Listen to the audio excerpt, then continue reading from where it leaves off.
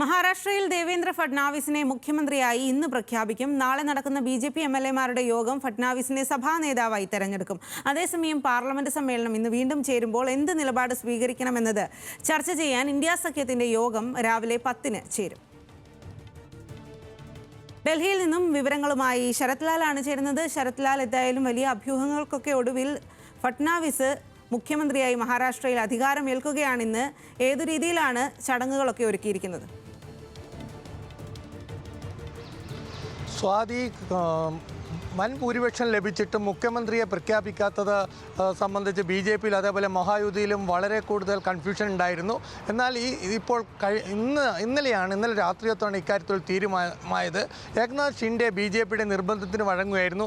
തൻ്റെ മകനെ ഉപമുഖ്യമന്ത്രി ആക്കണമെന്ന ഒരു നിബന്ധന മാത്രമാണ് അദ്ദേഹം മുന്നോട്ട് വെച്ചിരിക്കുന്നത്. എന്നാൽ ഇക്കാര്യത്തിൽ ഏകനാഥ് ഷിൻഡെ തന്നെ ഉപമുഖ്യമന്ത്രി സ്ഥാനത്ത് വരണം എന്നൊരു നിലപാടാണ് ബി.ജെ.പിക്ക് ഇപ്പോഴുമുള്ളത്. ഏതായാലും ബി.ജെ.പി. എം.എൽ.എമാരുടെ യോഗം നാളെ 3 മണിക്ക് വിളിച്ചു ചേർത്തിട്ടുണ്ട്. 3 മണി നടക്കുന്ന ബി.ജെ.പി. പാർലമെൻ്ററി പാർട്ടി യോഗത്തിൽ ദേവേന്ദ്ര ഫഡ്നാവിസിനെ മുഖ്യമന്ത്രി സ്ഥാനാർത്ഥിയും സഭാ നേതാവുമായി തിരഞ്ഞെടുക്കുമെന്നാണ് നമുക്ക് ഇപ്പോൾ ലഭിക്കുന്ന വിവരം. ഈ യോഗത്തിൽ മുതിർന്ന ബി.ജെ.പി. നേതാവ് രാജ്നാഥ് സിംഗ് നിരീക്ഷകനായി പങ്കെടുക്കുമെന്നും നമുക്ക് വിവരം ലഭിച്ചിട്ടുണ്ട്. ഏതായാലും ഏകനാഥ് ഷിൻഡെ ഇടഞ്ഞു തന്നെ എന്ന് നമുക്ക് പറയേണ്ടി വരും. കാരണം അദ്ദേഹത്തിൻ്റെ മുഖത്ത് ഇപ്പോഴും ഒരു പ്രസാദം വന്നിട്ടില്ല. എത്ര വകുപ്പുകൾ ലഭിക്കും എന്നതിനനുസരിച്ചായിരിക്കും അദ്ദേഹത്തിൻ്റെ മുന്നോട്ടുള്ള നീക്കമെന്നാണ് നമുക്കിപ്പോൾ ലഭിക്കുന്ന വിവരം. 9 മന്ത്രിസ്ഥാനവും ഒരു സ്പീക്കർ സ്ഥാനവുമാണ് അദ്ദേഹം ചോദിച്ചിരിക്കുന്നത്. എന്നാൽ NCP അജിത് പവാർ പക്ഷമാകട്ടെ പൂർണ്ണ പിന്തുണയാണ് ബി.ജെ.പിക്ക് നൽകിയിരിക്കുന്നത്. തങ്ങൾ പൂർണ്ണ പിന്തുണ ബി.ജെ.പിക്ക് നൽകുന്നു എന്ന ഒരു നിലപാടാണ് അജിത് പവാർ പക്ഷം എടുത്തിരിക്കുന്നത്. ഇതുകൊണ്ട് തന്നെയാണ് ഏകനാഥ് ഷിൻഡെക്ക് ഒരു വിലപേശൽ ശക്തി പോലും ഇല്ലാത്ത ഒരവസ്ഥയിൽ എത്തിയിരിക്കുന്നത്. 2 ഉപമുഖ്യമന്ത്രിമാരായിരിക്കും മുഖ്യമന്ത്രിയോടൊപ്പം സത്യപ്രതിജ്ഞ ചെയ്യുക. 5-ാം തീയതി സത്യപ്രതിജ്ഞ ചെയ്യുക എന്നാണ് നമുക്ക് ലഭിക്കുന്ന വിവരം. അതിൽ അജിത് പവാർ ഉണ്ടാകണമെന്ന് തന്നെയാണ് ബി.ജെ.പി. നൽകുന്ന സൂചന. എന്നാൽ ഏകനാഥ് ഷിൻഡെയുടെ കാര്യത്തിൽ മകൻ ശ്രീകാന്ത് ഷിൻഡെ ആയിരിക്കുമോ, ഏകനാഥ് ഷിൻഡെ ആയിരിക്കുമോ ഉപമുഖ്യമന്ത്രി സ്ഥാനം ഏറ്റെടുക്കുക എന്നത് നമുക്ക് അല്പം കഴിഞ്ഞ ശേഷം മാത്രമേ മനസ്സിലാവാൻ കഴിയുള്ളൂ. ഇന്ന് മഹായുതി നേതാക്കളുടെ യോഗം നടക്കുന്നുണ്ട്. ആ യോഗത്തിൽ ഇക്കാര്യത്തിലൊരു തീരുമാനമാകും. സ്വാതി. ശരത് ലാൽ, അതായത് മഹാരാഷ്ട്രയിൽ ദേവേന്ദ്ര ഫഡ്നാവിസിനെ മുഖ്യമന്ത്രിയായി ഇന്ന് പ്രഖ്യാപിക്കുകയാണ് ചെയ്യുന്നത്. നാളെയായിരിക്കും അതിൻ്റെ യോഗം ചേർന്ന് അതിൽ സഭാ നേതാവായിട്ട് ഫഡ്നാവിസിനെ തിരഞ്ഞെടുക്കുക.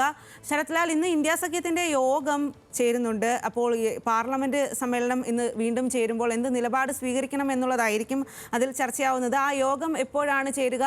ഏതൊക്കെ നേതാക്കളാകും പങ്കെടുക്കുക?